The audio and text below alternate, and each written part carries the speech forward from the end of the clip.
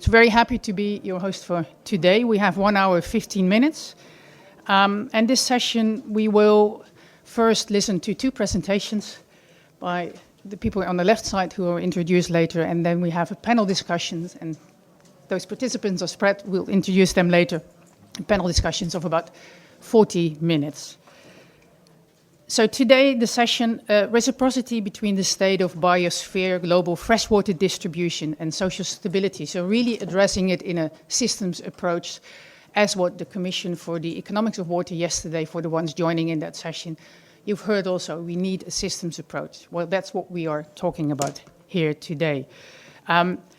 It's also corresponding to the interactive dialogue themes 3 and 5, so on water for climate resilience and environment, and the Water Action Decade. So again, how can we turn soil degradation, water scarcity, while taking into account the social, economic, political, and security dynamics of a region into account? And we will address it in different ways today. Very practical. What role can industry play? What role can the water sector play? What about data science, technology, new blended finance arrangements, but also including society, including us all as we sit here? What can we do in this case? What is our transformative change which we can make? But let's start with some presentations to kind of ground and get ourselves on the same page. We'll start off with Juliette Cole from the Weathermakers, and after that we'll have a presentation from Laura Beckman to my left from the Hague Center of Strategic Studies. Juliette, please take the floor. Thank you. Can everybody hear me like this? I prefer standing. Yeah? Welcome everyone to our presentation and panel discussion on nature-based solutions for water and peace. Today I'll start you guys off with a landscape scale perspective of this notion, this problem, but also this solution. So I don't think I need to go extensively through what it means to have a changing climate. Freshwater distribution is changing. We have biodiversity loss. Need not mention the latest IPCC report. We have natural resources that are depleting. And what is interesting in all of these issues of a changing climate is that it often has to do with a changing water cycle. And that's what we're going to touch upon today. And this natural instability causes social instability because it disrupts the natural functioning of a society. And it causes an increase in vulnerability to crises, mass migration, forced relocation of natives. And Laura will touch upon these social issues more extensively after I finish my presentation. But for now, we are obviously not here to only focus on the problems. I think we've done enough of that. But we are also here today to find new pathways, to find ways to meet the needs of future world populations in the backdrop of a changing climate and a natural resource depletion. And luckily, we're not starting from scratch. I think we're seeing good developments, carbon neutrality in the energy sector. We're seeing changes in mindset, activism, relationships between social and environmental issues. They're completely intertwined. And so we're really not starting from scratch. However, I think if we use our thinking of carbon math only, we might just miss the spot in really meeting all of the needs of future world populations, including clean air, good soil, and to support the biodiversity necessary to feed humans for human health, food production. So that brings me to the point of land use change, which touches upon all of these issues and actually controls the water, the energy, and the carbon cycle. And for this, I'd like to take a pretty big step back to a time that seems ancient and distant to many of us. But we have to remember that humans have altered landscapes for thousands of years, and that's not something new, and it's still impacting us today. And it actually started 2.8 million years ago when we arrived at this earth. And up to now, but also more specifically since the agricultural revolution 10,000 years ago, when we really started changing landscapes, to the point which now 75 to 95% of our earth is directly altered by our use of land through agriculture, through mining, deforestation. And in all of these interventions with the landscape, we've mostly altered our biosphere, so our vegetation coverage. And this is an important point because altering the vegetation, the terrestrial biosphere, has a direct impact on our atmosphere. And not to give you a small science lesson, but I think it's good for our perspective. So let's see these two environments and to note that the biosphere plays a critical role in the energy partitioning at the surface. So not only energy partitioning actually, but actually the transport of moisture from Earth to atmosphere. Say this left side is a dry environment, no vegetation. On the right, you have a cool, wet environment with a lot of vegetation. If solar energy hits both of these environments, 60 to 70% of this energy on the left side is used or is converted to sensible heat, which is an increase in temperature.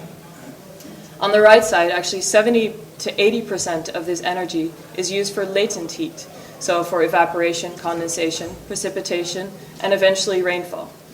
So looking at this from a landscape scale, 70% of global land evaporation rains down over land. So we should not take the rain for granted.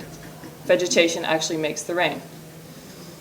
And this challenges the traditional notion that areas like the Congo or the Amazon receive a lot of rainfall because they are specifically at a location that receives a lot of precipitation. But if the vegetation actually makes the rain, you can imagine that changes your perspective. Again, we should not take the rain for granted. And same, we can look at our degraded landscapes, our damaged landscapes these days, and we can imagine in how far have we shaped these. Because even a small disruption of a landscape, changing vegetation or a thriving forest to, for example, agriculture, can trigger a regime shift, can change a regime from a wet regime where it's gaining moisture to a dry regime. So, to put it in one sentence, the state of the biosphere plays an important role in how fresh water is distributed over the globe. And we in turn shape the biosphere. And I'd say this thought is simple and it's confronting, but it's also empowering. Because just as deforestation can trigger a regime shift to a dry regime, large-scale afforestation can do the opposite. Take, for example, the Loess Plateau, which John has a lot to say about. He was the man who documented this project. Started in 1999, and recent research actually from this year shows that this project actually increased the rainfall over 20% within a period of 20 years. And unfortunately, the same is happening, for example, or the opposite is happening actually in the Amazon, where it's said to be reaching a trigger point, or a tipping point actually, to a dry regime. Or in Spain, where in the east coast, the loss of vegetation is actually coupled to the loss in summer storms. Now, looking at our today's landscapes in this lens, take, for example, the Sinai Desert in Egypt, where the remnants of a lush river system actually show through the arid landscape today. It almost looks like a beating heart. And Egypt now being in the grips of a water crisis, much like any area around the Middle East, they are in dire of need of a sustainable water source, and in actual fact, our only sustainable water source is precipitation. If we look at it like this from a cross-section, what if you have the landscape that it is today, which I'm not sure everybody's background, but a simple meteorological lesson of the sea breeze. If the land heats up, it pulls in moisture from the Mediterranean, and that heating of the land, if there's no additional moisture added through a vegetation, this moist air mass actually moves over the mountain. No condensation occurs and no precipitation happens. What if you revegetate this region, taking into account all ecological intricacies that exist? So considering the lagoon, considering the wetlands, the grasslands, the trees, everything going from the coast inland, what if we can restore this? What if we can restore the full water cycle by adding enough moisture, leading to precipitation and eventually a totally restored water cycle.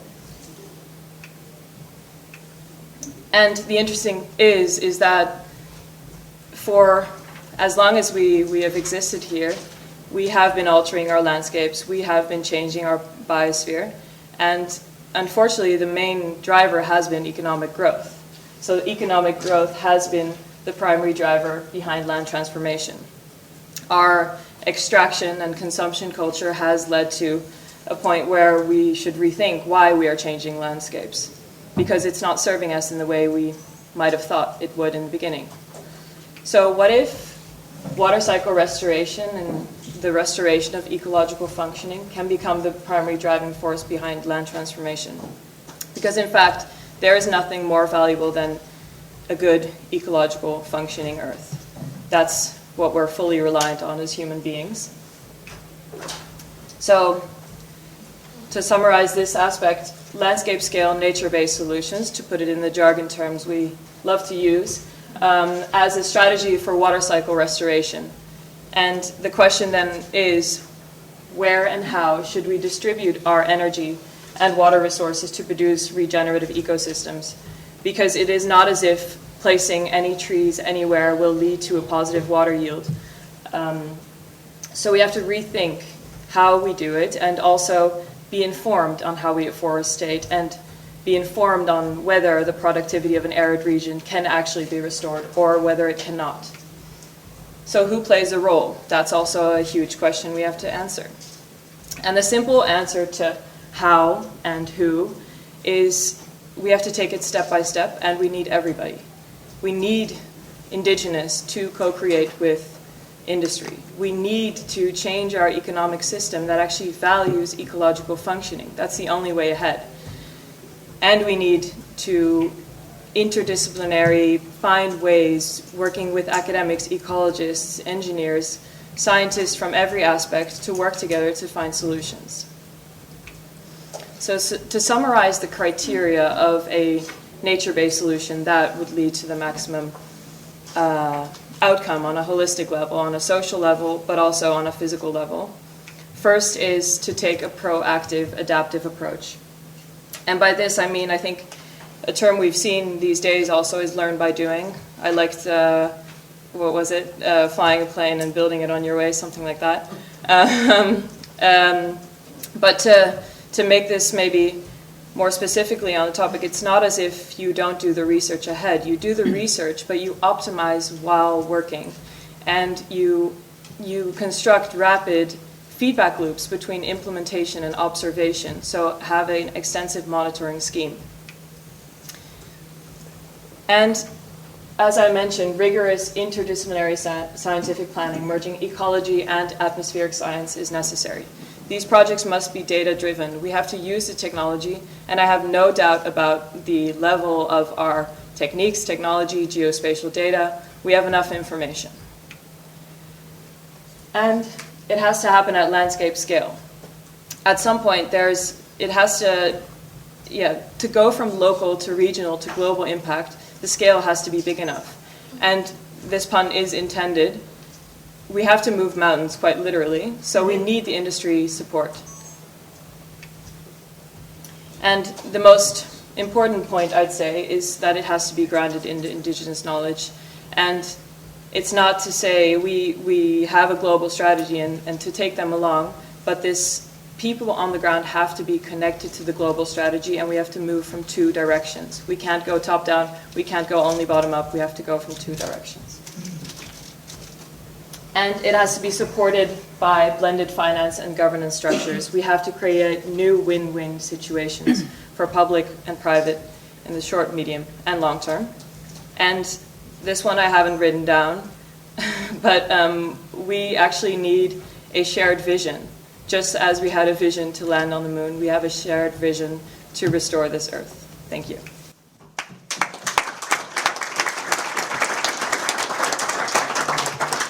Thank you, Juliette. Good introduction in how to regenerate the water cycle or water cycle restoration. Laura, over to you.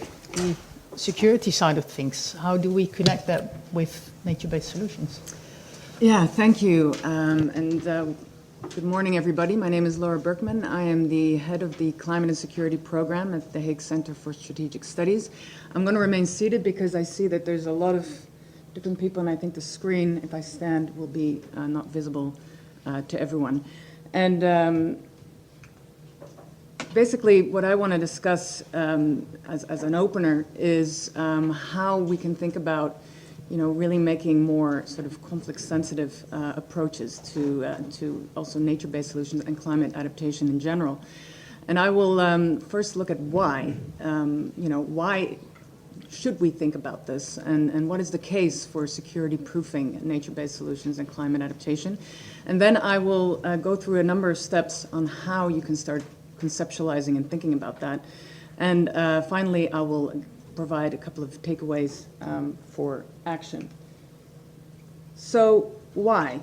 Why should we think about security proofing, as you call it, nature-based solutions and climate adaptation?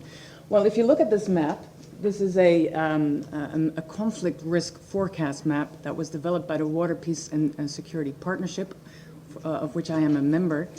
You can see that in those yellow areas, you have ongoing conflict and also real risk of violence erupting within the next 12 months. And this tool is really important because it really helps to sort of understand through machine learning how certain developments, so social, but also economic, demographic, and also environmental variables combine to produce insights into where there's areas of risk and how things might, if you don't have any interventions, spiral out of control.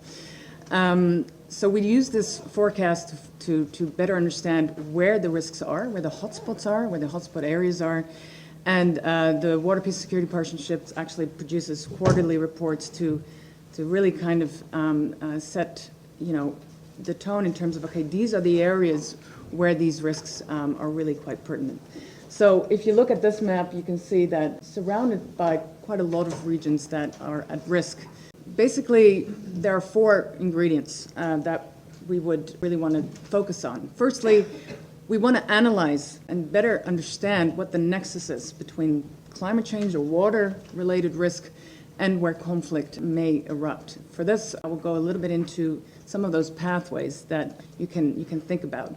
Secondly, we want to anticipate. So I already showed you this global early warning tool, but more broadly, targeted foresight and early warning systems really support our understanding of where these risks really are taking place. And that helps to buy time for those interventions that you need to make. Thirdly, mobilize. So how do you involve local communities, but also more broadly society, around tackling some of these challenges? So it's really key that you have a strategy to engage in those areas at risk. And last but definitely not least, what then are you going to do with these communities in order to mitigate some of those conflict challenges or conflict risks?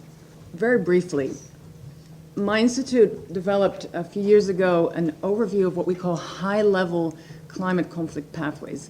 And basically, these pathways describe how natural or environmental factors may lead to conflict.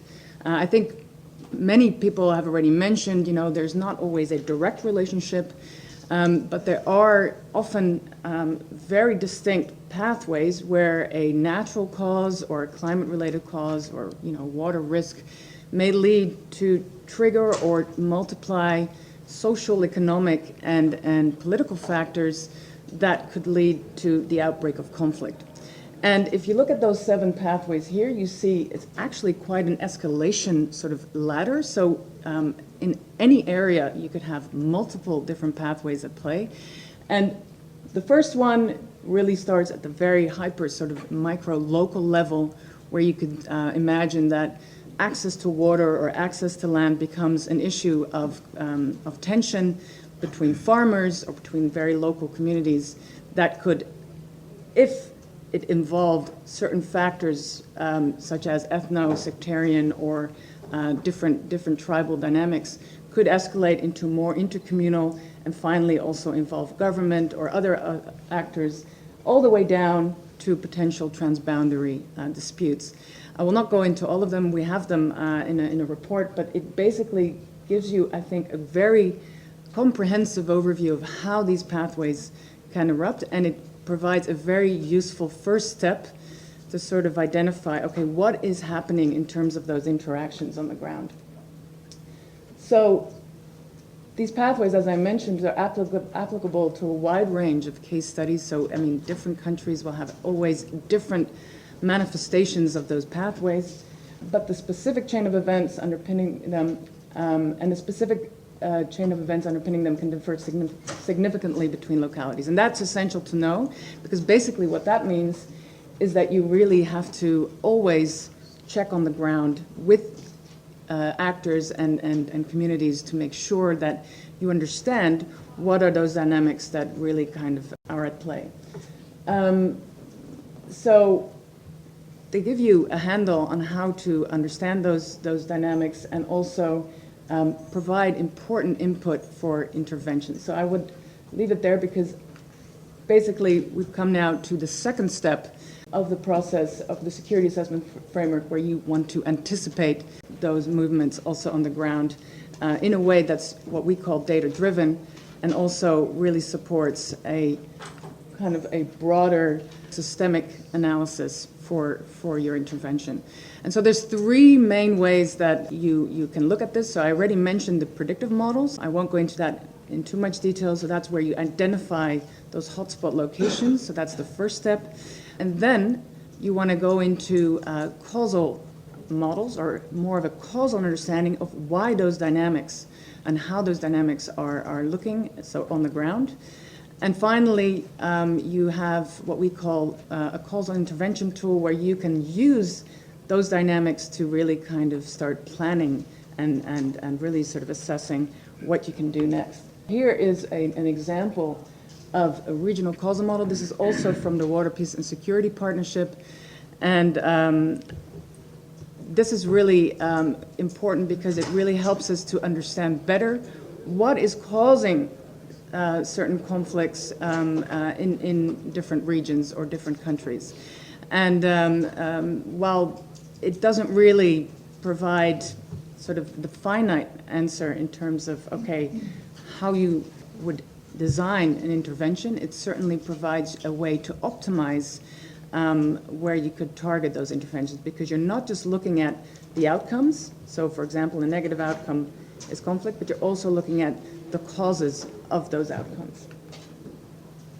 So, won't go into too much detail here, but here you see how you can sort of start designing more optimal interventions. If you're looking at, so for example, on the top left-hand side, what are causes for that intervention? So here it would be, or what's the evidence here? You would look at the conflict itself, and then the second one would be to really look at, okay, if you go into this map, you can see where the red area is. Okay, these are some of the causes. So in this case, it would be additional water runoff. So these are really kind of water-based issues that you could be looking at. And finally, you can see how if you would adapt your strategy to sort of minimize that water runoff, and that would be the green areas, you could really, in terms of your intervention strategy, start thinking about how you can start mitigating that. It's quite technical, but it shows you that you can play around a little bit with those various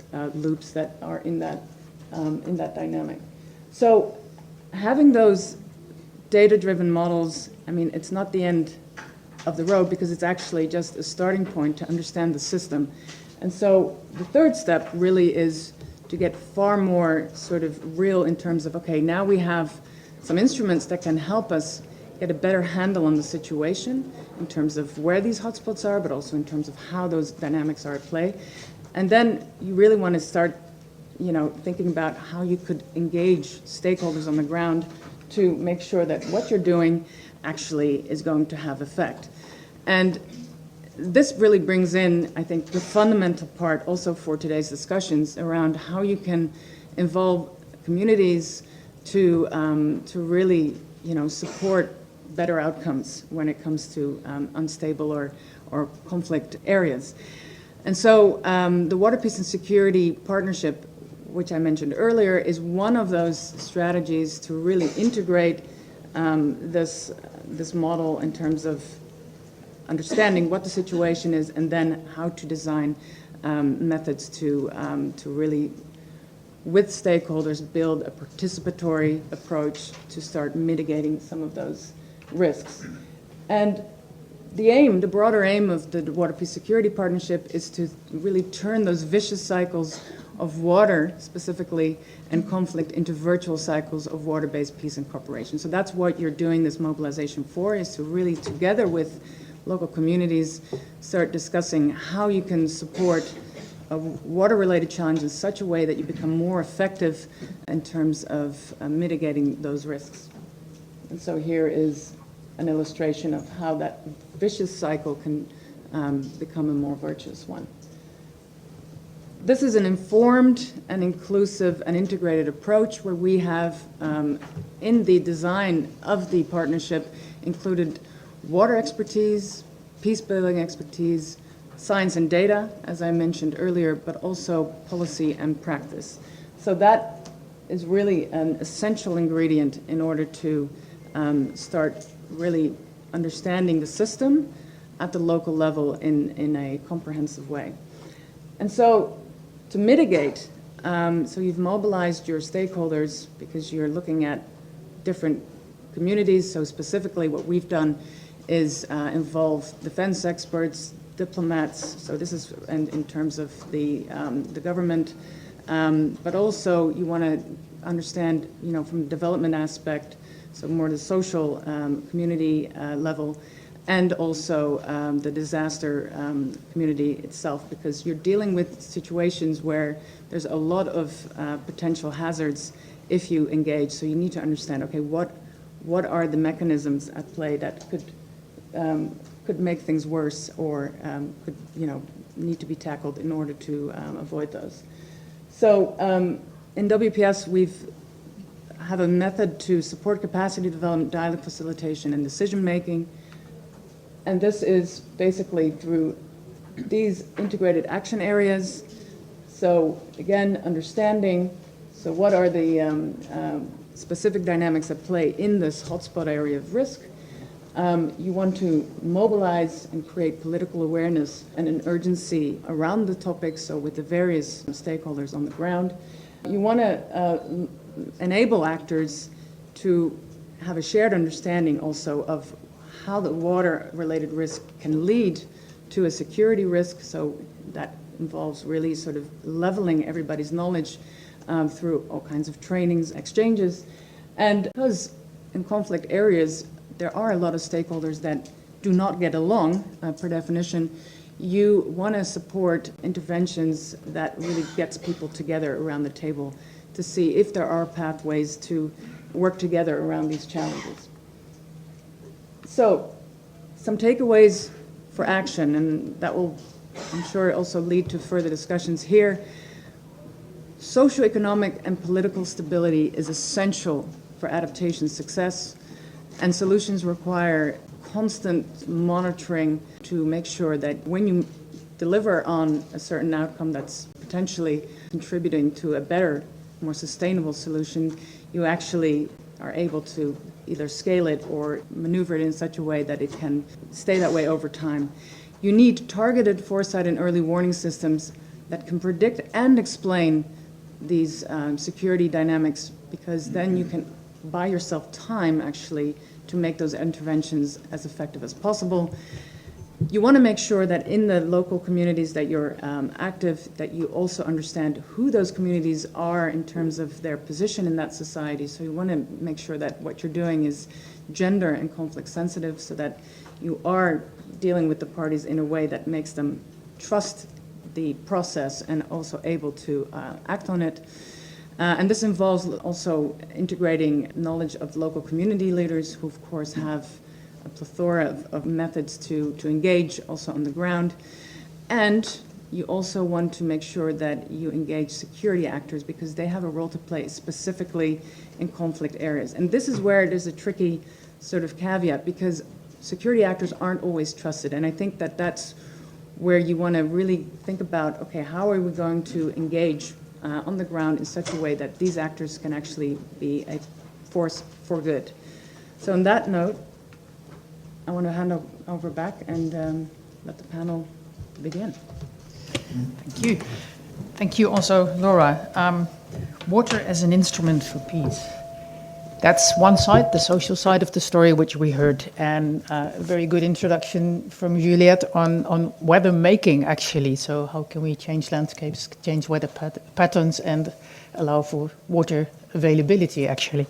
I want to now move to the panel, where we're actually going to address the three themes, as I simply would like to put it. So more the nature-based solutions, the environmental side of things as a solution itself, but also the social side of things. So how do we involve communities? How are they impacted? But also what can communities do themselves? And maybe think about how we should, well, as Einstein said, with the same way of thinking which generated the problem, won't solve it. So that's the kind of what we want to have in this panel. And the last part of the discussion about value and how to make an impact. And I deliberately say value and not finance. Finance is only one way of valuing things. So I'm very happy to have on my panel, and let's start on the left, John D. Liu, the Ecosystem Ambassador of the Common Land Foundation and also the Advisory Board member of the UN Decade on Restoration. Very happy to have you here. We have Robert de Bruin on my right-hand side, Director Corporate Affairs at Van Oord. Welcome. Next to Robert, we have Dennis Kerkhoven from Tamatha Foundation. Welcome as well. And then Lara Muller from Invest International, which is a state-owned impact investor. And Lara is the director of the public sector. And to my right, Tom Middenkoop, chair of the International Military Council on Climate and Security. So a very varied panel. Let's move to the first question, and which is about more the environmental side of things, nature-based solutions, and water, and what do we see happening? And Tom, you bring a wealth of experience from your previous role, having seen in many parts of the world what is happening and how actually water is crucial to all what you have seen happening. Yeah, thank you very much. I think what we overall see is that we are globally facing a trend towards longer periods of intense droughts and shorter periods of more intense rainfalls, and usable lands moving away from the center belt of the world to more the northern side of the world and the southern side of the world. So that really affects our possibilities to survive. And the network I lead are experts from countries in all continents of the world, and they see that impact. They feel that impact every day, and they see how that can lead to tensions, to all kinds of shortages, to disruptions, but also to migration flows and people making desperate choices for instance, extremism or organized crime. And that's an impact we increasingly witness, especially in those fragile areas around the world. So to me and to all these experts, it's becoming increasingly clear that climate change is not just an environmental issue. It's also a security issue, and it's also a geopolitical issue. And let me elaborate a bit on the geopolitical side for this question. I see 4 global trends, and if we look at climate change, we need to see that in the context of 3 other global trends. And the first one is resource scarcity. We are running into an increasing range of shortages all over the world. And the second additional trend is population growth, which means that on the one hand side we see a almost doubling in the demand for resources, water, food, all kinds of goods. But on the resource side, we see a dropping ability to deliver those resources. So there is an increasing gap between demand and supply worldwide. And that's, for me, is the biggest question we face this century. How are we going to bridge that gap? And to me, it's completely clear that we cannot bridge that gap by producing more in the way we're doing now, because then we will only deplete our resources more quickly. So we need to move to new solutions. And those new solutions are solutions like nature-based solutions, where you move towards circularity, to a new model for living. We are all children of the industrial age, and I think we need to become fathers and mothers of a new age of circularity. And the fourth trend I would like to mention is the geopolitical trend of a world that has been globalizing, where everybody was doing business with everybody, towards a world that is becoming more fragmented. And the fragmented world makes it very, very hard to come to global solutions. And the UN is exemplary in this. If there is no willingness to cooperate and to come to global solution, the UN system will fail. So we really need to make these efforts work again. And we need to find ways to come to multilateralism and to find global answers to global solutions. But a large part of those answers don't need to be global, can be bottom up. And that's what I like about the case presented here in the Sinai Desert. But we do need different approaches, and I'll wrap up with that. Einstein once said, if we do what we did, we get what we got. So we really need to have a kind of a paradigm shift to new solutions, and I hope this discussion can also trigger us to think about new ways of doing business. Thank you. Thanks, Tom. Trigger ways of doing new business, actually. That's a nice one to hand over to Robert. And nature-based solutions, building with nature. So you have a track record as Van Oord there. Please share something with us there. Yeah, we do have. And to be honest, life is not easy, but also, let's say, looking into the presentations, I think the topic is quite complex. So allow me, let's say, so I have to be humble, but allow me to say a word, let's say, from the private sector side. Van Oord, family business, for more than 150 years in business, in respect not on the land use, but let's say in the area of land and water, coastal areas, ports, etc. We do have a track record, but I'm triggered to, when I prepared this meeting, I thought, well, in the end, well, Juliette, you had a nice presentation. It's about an integrated approach, about a holistic approach, but I think it's even more. I think it's about a paradigm shift we need to, let's say, to apply those MBS. Looking into that, I think as Van Oord, well, we have a strategy in which we are focused on climate, energy transition, and we have also a dedicated pillar on nature and community side. And it was, I think, perfectly touched when it's about, let's say, the security side, or when we need the indigenous people, or the social content side. I think that's an important element. But also recalling, maybe you know the picture in The Economist 2 years ago, the first wave about economic crisis, about COVID, well, is threatening the world. The second big wave, climate, is, let's say, threatening the world. But it's even worse, I think, when it's about biodiversity, it's an existential element. Well, what we can do, let's say, from the private sector, so I really have to be humble. It's a systematic system. I think a system, the dilemma we have to solve, but we are based on knowledge, and that's also in your presentations, and evidence-based. I think we really do have a lot of data, knowledge on geomorphical aspects, about nautical aspects, about ecological behavior of mangroves, of corals, etc. So I think the knowledge is over there. What we are doing as dredging industry and marine contractors is applying those nature-based solutions in the projects. Well, then I'm having a triple P in my mind.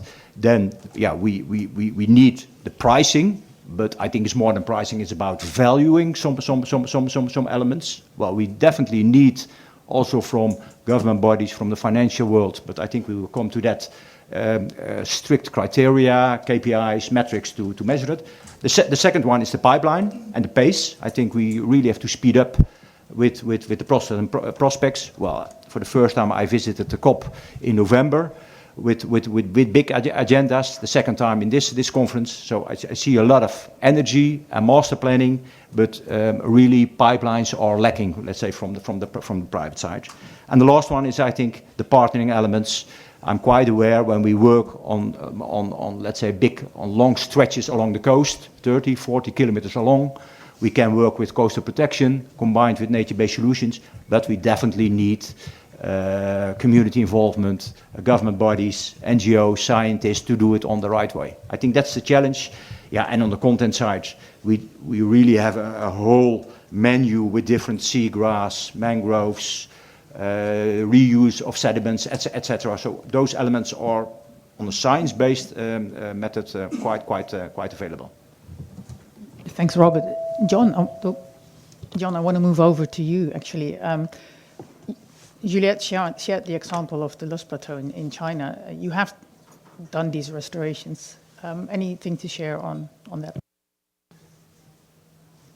Yes, certainly I have witnessed that it's possible to rehabilitate large-scale damaged ecosystems. The Loess Plateau was 35,000 square kilometers and was transformational in nature. So it completely altered the ecology, but also it was possible to do things that no one had ever considered. So it was possible to increase productivity by reducing the area in cultivation, and at the same time restoring the hydrological cycle, the soil fertility, and the biodiversity.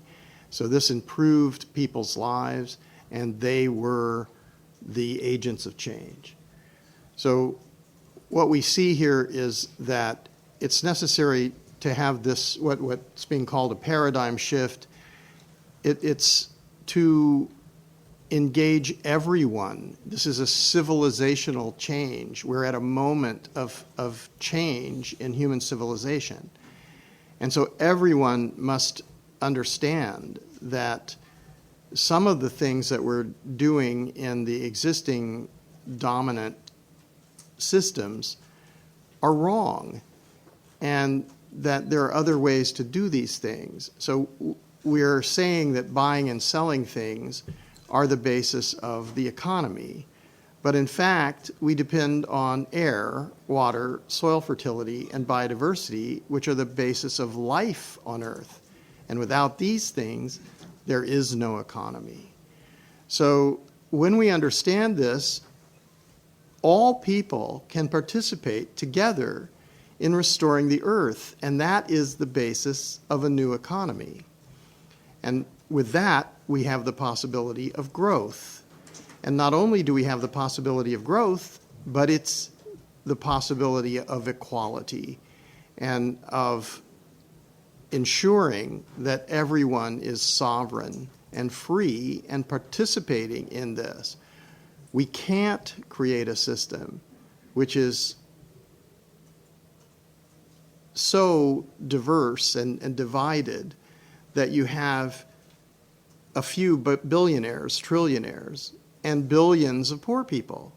We have to figure out how human beings can live together and understand that not only human beings, but every living thing has a birthright.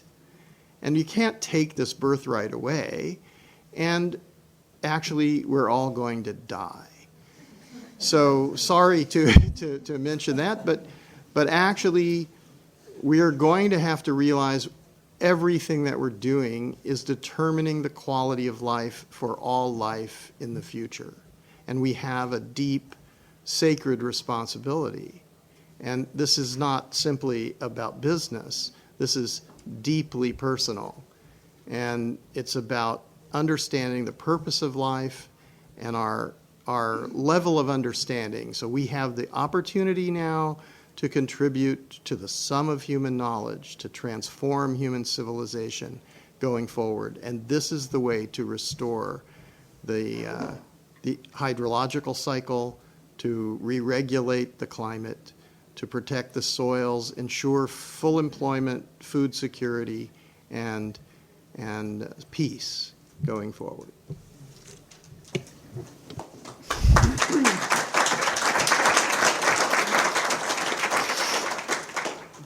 Thank you, John. Very nice how you also, we talked about it before, the transformation needed, and also really it coming out of ourselves as human beings, as individuals, and taking that along. And I'm combining two questions now with you, Laura, because this really kind of like touched something in me as well, which is about, as Invest International, you also aim for impact on SDG 8, which is about promoting inclusive and sustainable economic growth.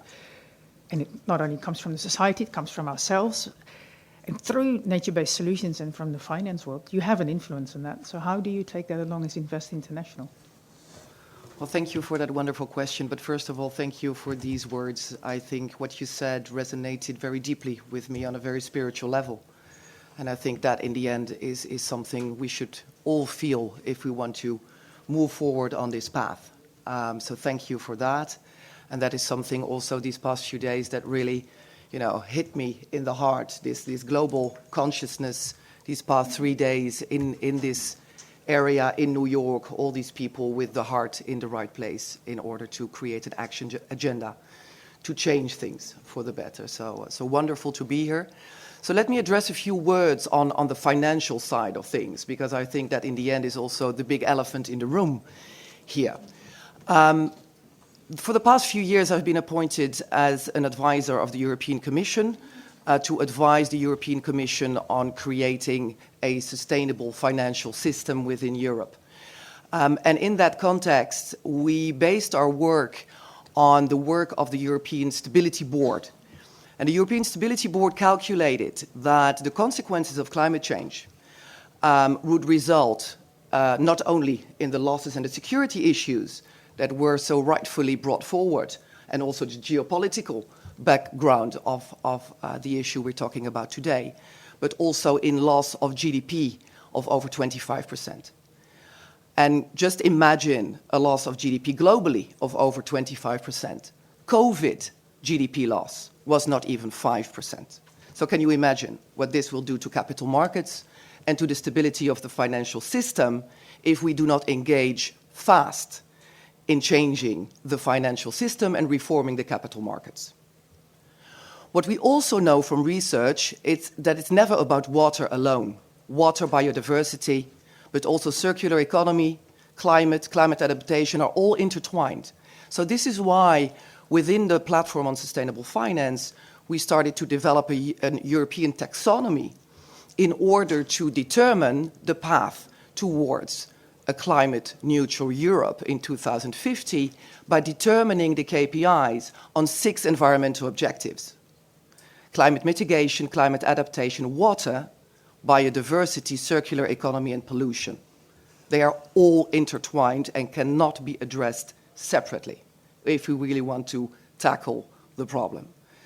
So from the financial side, I think the finance argument is one of the most compelling arguments we can have. Money talks. We are living in a capitalist system, and the reason I entered the capitalist world and capital markets is from the belief that we must change the way we talk about value, the way we count value, from a business case to a value case. And that has been mentioned several times, but let's be honest, this is not yet being taken into account by banks, by financial models, by the way we value companies. So I think in reforming capital markets, bottom up is very important, but I think we've reached a point where we need to go top down. And that things need to be made mandatory by policy change, regulation change, in order to change the way banks, financial institutions take into account impact and value in their investment decision making. At Invest International, we have been created as an impact investor by the Dutch state with one objective only, and that is the objective of creating an impact on SDG 8. Because in the end, it is about creating resilient economies, decent jobs, and giving people back their autonomy and their value in society.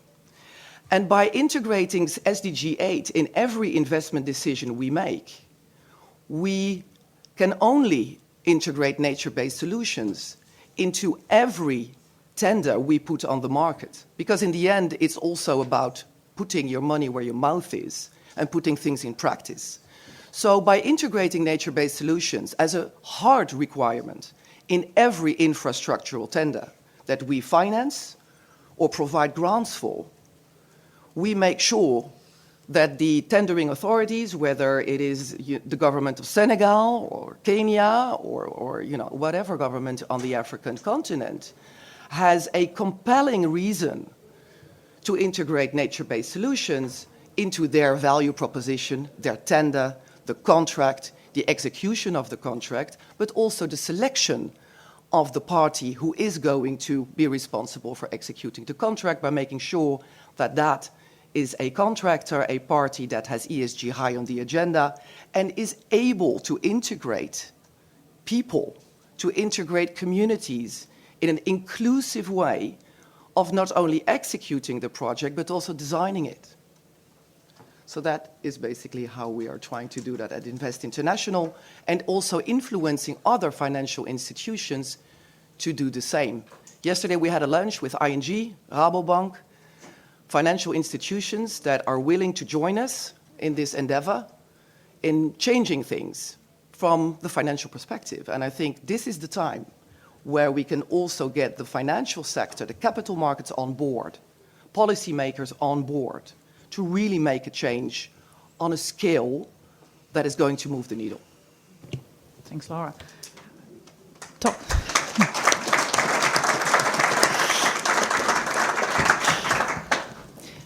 Continue talking finance, Dennis. Tamata Foundation, regenerative finance, blended finance, but especially the term regenerative finance triggered lots of thoughts for me. Yeah, and thank you, Laura, for giving me the stairway to value.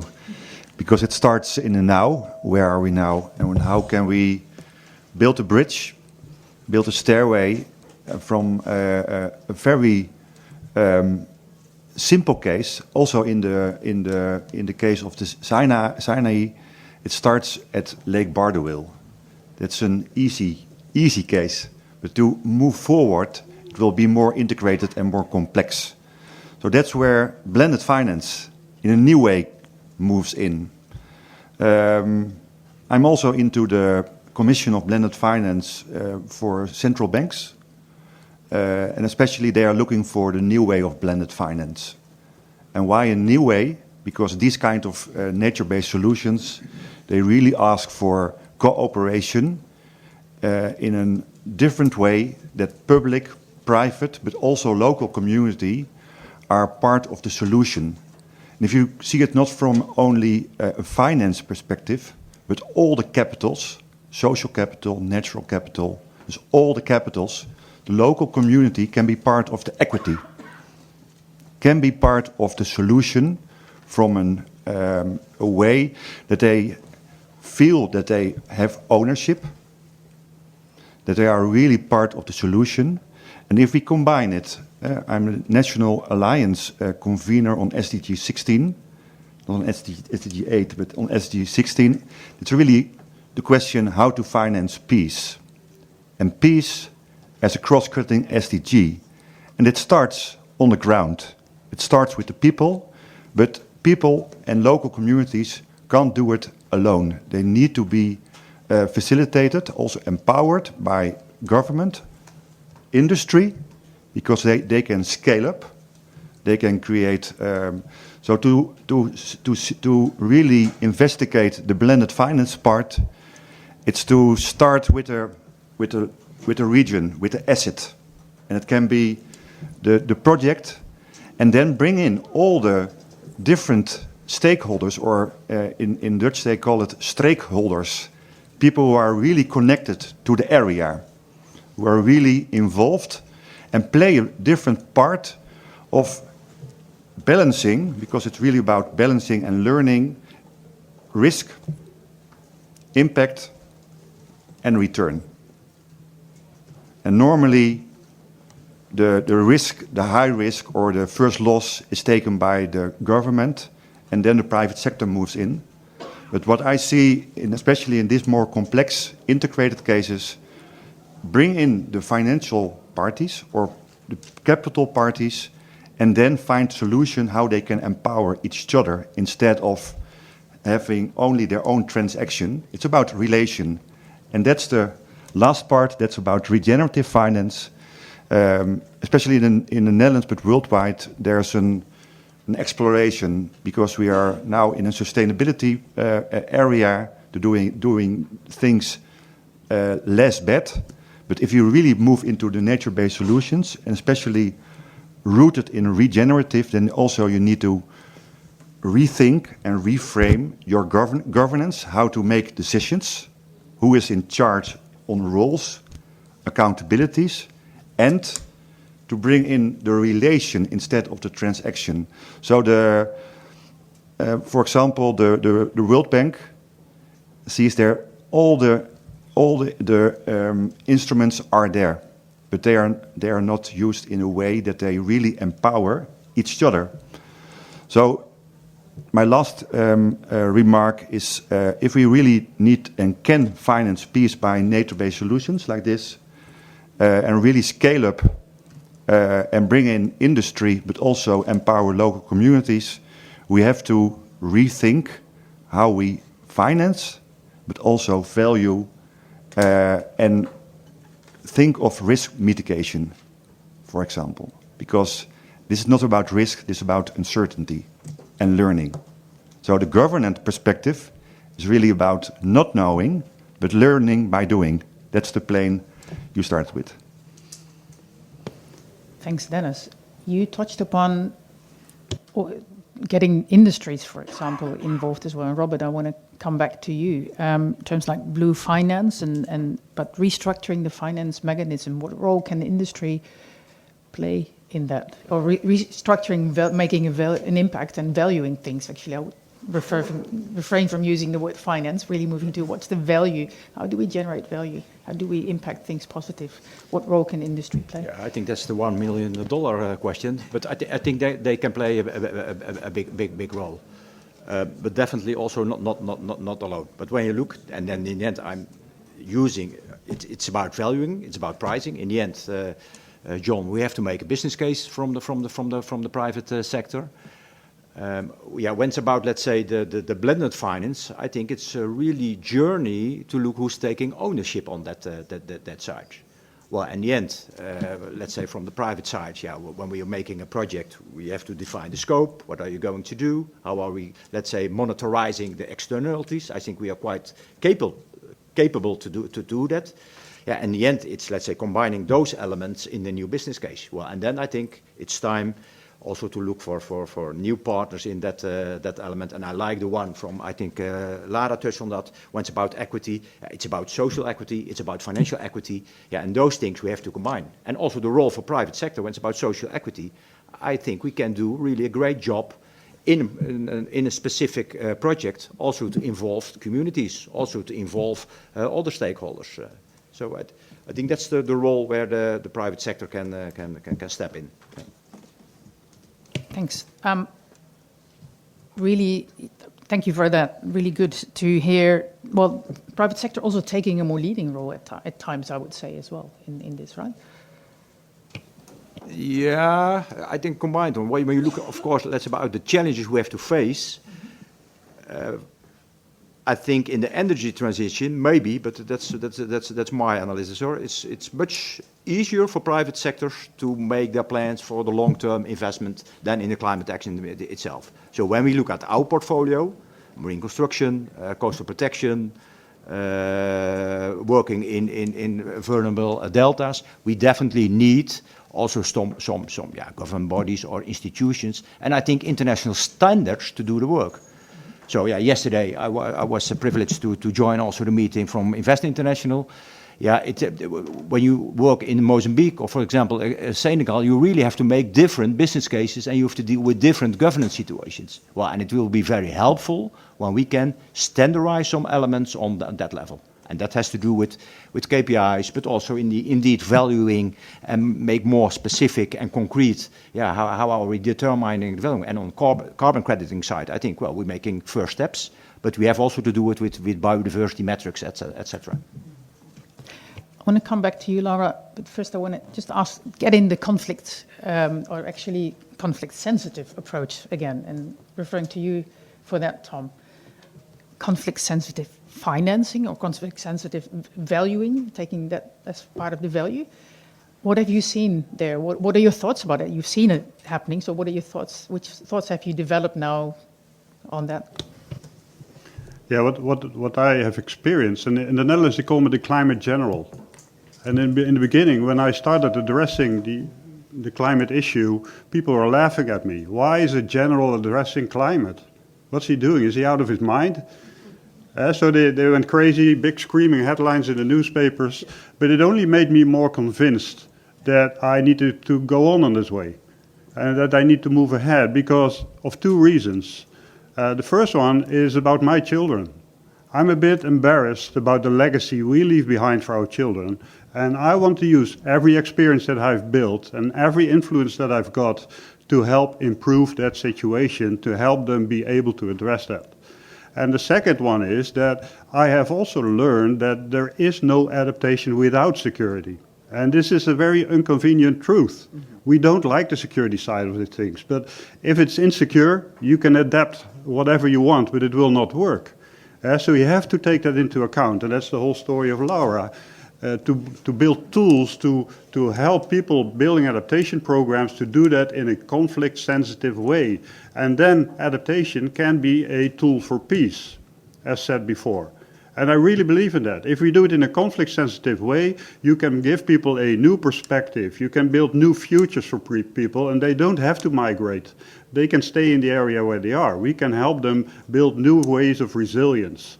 And that's what we need to do. But to do that, you need to have these players on board. We need to bridge the stovepipes, breach the stovepipes that we have. There is a big stovepipe between security and development, an enormous stovepipe. But I have learned in the missions that I was in that the one cannot do without the others. These are two sides of the same coin. And I've also seen that where we try to do that, in Afghanistan, I shared an office with a civil representative. And together we led a mission. And it was as civil as possible and as military as needed. But with the overall aim to really make civil progress possible. And if we work in that way, then we can become very complementary, and then we can really set things into motion. But that does require us to adopt, to look, to reach out for each other, to include also the security dimension in your policy making, in your plan making, and to develop tools on that area. And this is not convenient. This is not, people don't feel comfortable with that. But it's the only way to make it work.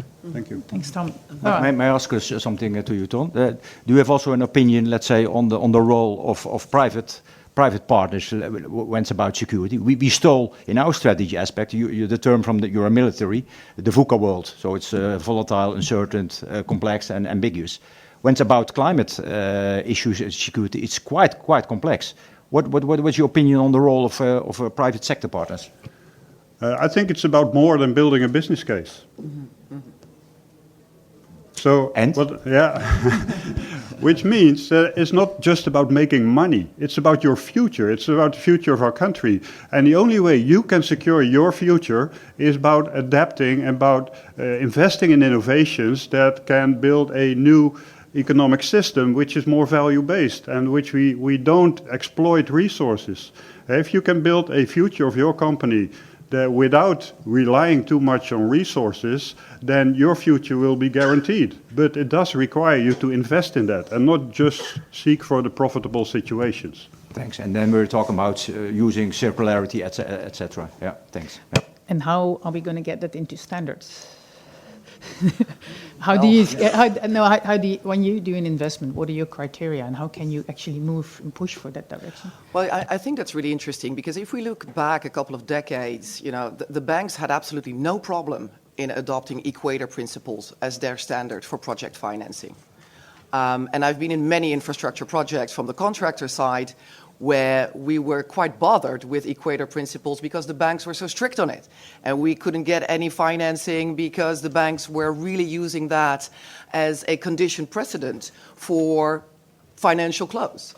So I think if the financial sector can have that kind of influence on a project level, on contractors, and you know what I mean, Robert, we've been also in projects together, where sometimes we were, complaining a little bit like, goodness, these banks kind of just move. But then in the end, we were happy that they, stood firm and said, no, we really need this as a condition precedent for financial close. So if we are able as a financial sector, and this is already decades ago, to agree on equator principles, to agree on IFC performance standards, and to really have the rigor and the discipline to apply that on a project level as a condition precedent for financial close, imagine what we can do as a financial sector. The leverage is enormous. It's underestimated. And we're always talking about the bad side of that leverage of the financial sector and capital markets. But actually, it's neutral. You can use it for good. And I think in seeing how those international standards have evolved and have become part of the standard compliance for a project. And I'm not saying that that is the solution to the problem right now, because if that were the case, we wouldn't be in this mess in the end. But it proves that the financial sector, capital markets, if they agree to something, that they can have a substantial amount of leverage on infrastructure projects. And infrastructure really is where it happens.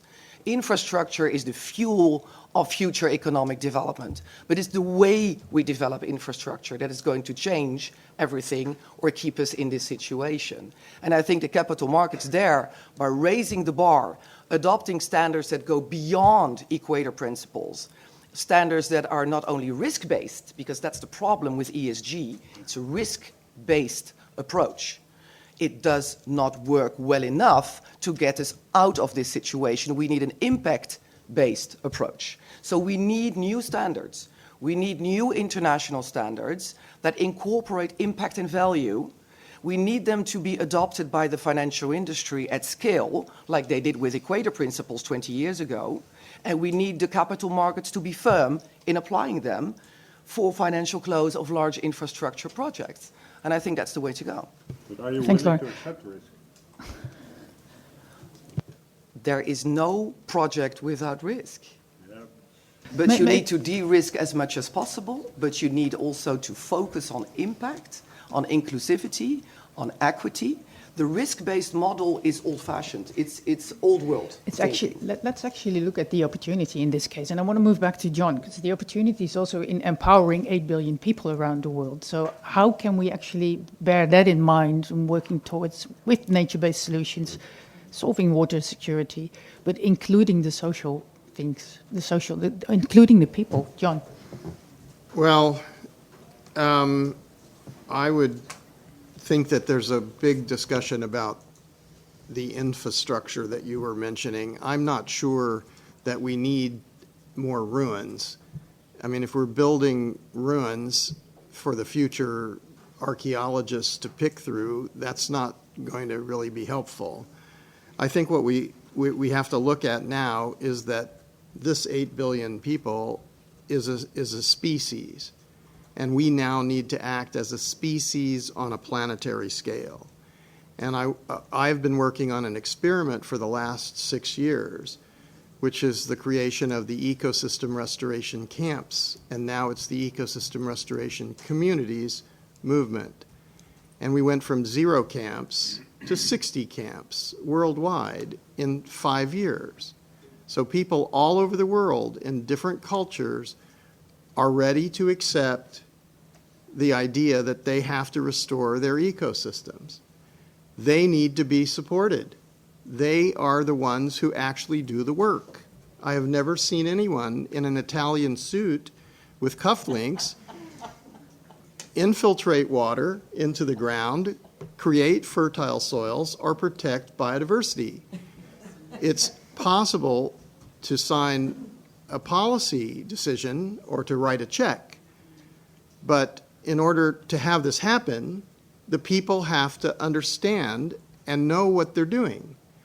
And there are very good methods of participatory rapid appraisal or Theory U to create collective intelligence surrounding this.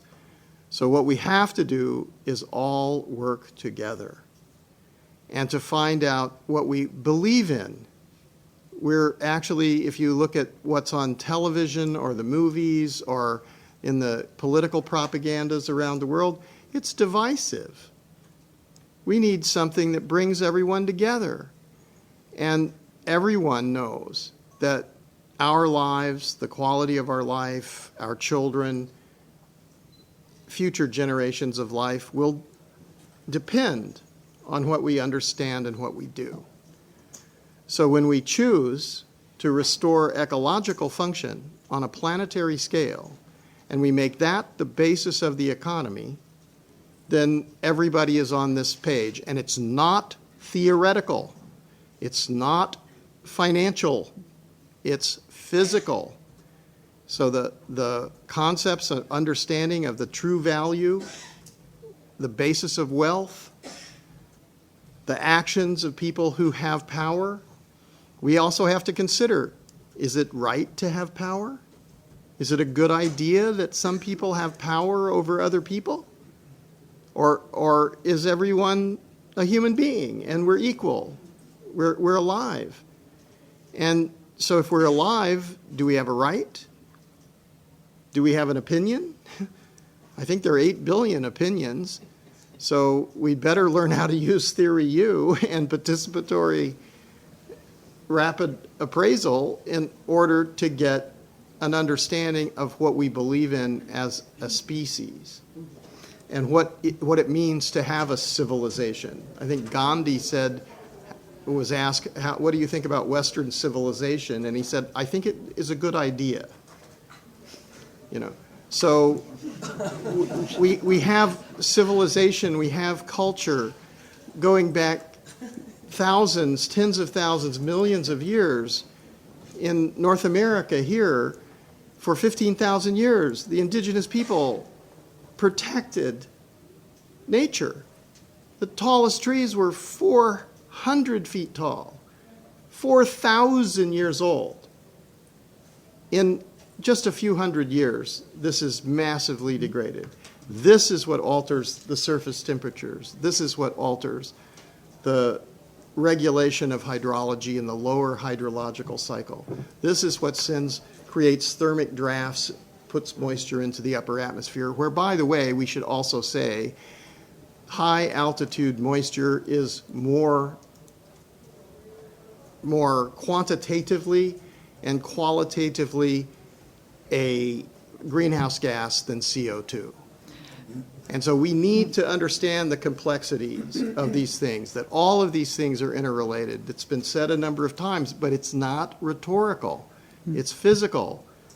The DNA of 4,000-year-old trees is much more robust than the DNA of trees which are bred for rapid use in the pulp industry. Thanks. So all of these things we need to consider, and we have to do this together. And the people who are leading this, so in 5 years, 60 camps have emerged in all continents, and there could be hundreds and thousands. That happened just by the local people saying we wanted to do that. Imagine if that is funded. Thanks, John. A few final words, or brief final words from Dennis, and then I'll say some closing words. But on ecology and economy? Yeah, to bridge the gap, especially on the equator principles, the founder is one of the founders is Herman Mulder, and I work with him day by day, and especially also on the impact-weighted account framework. That's a new, that's really measuring value creation beyond profit. Profit is part of it, and the pension sector, the insurance companies, but also the banks are adopting this framework already, because they see that there's only this is the future, and and what's really interesting, also what John was mentioning,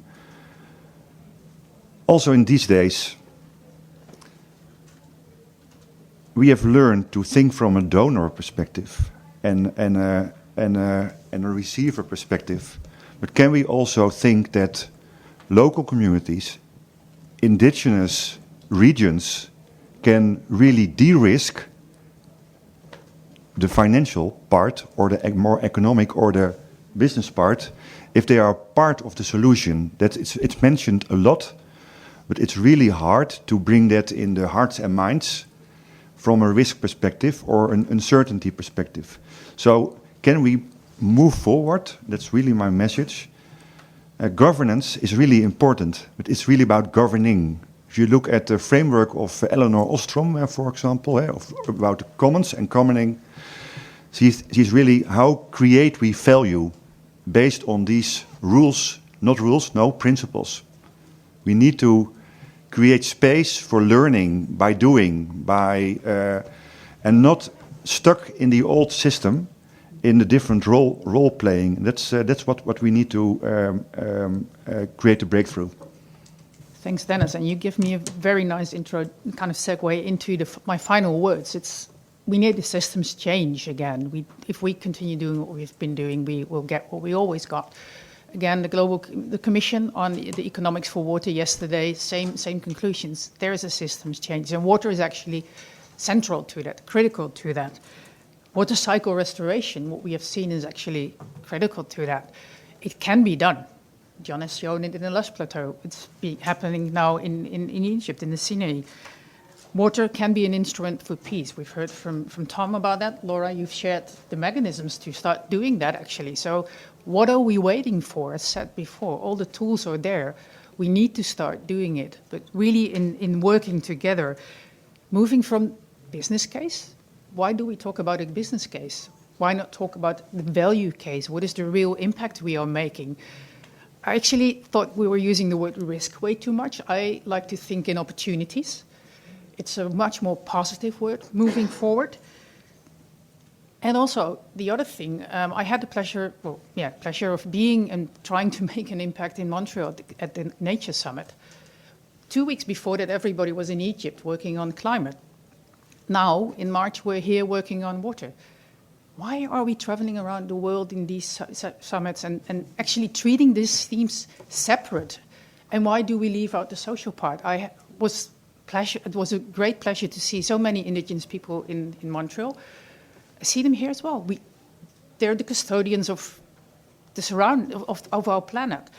Why don't we bring everybody together now? So maybe everybody should go to Dubai, the next COP28, but maybe we should all go there and talk about climate, talk about water, talk about the social aspects, talk about nature, but nature provides us with the solutions. And again, water is really the linking pin between all these themes. The other thing I really take away from today, water is very much a local issue, and definitely have the local ownership involved. That is absolutely, implementation is local, so have that involved. But it's also, we need a global conversation, because the global collaboration is also what is needed. Using society for a paradigm shift, using people to have this transformative change, grounded into everything we have, but really connect different themes and use the water cycle restoration and water as a tool for peace. Thank you very much for being here this morning. Thank you to my panelists. Thank you.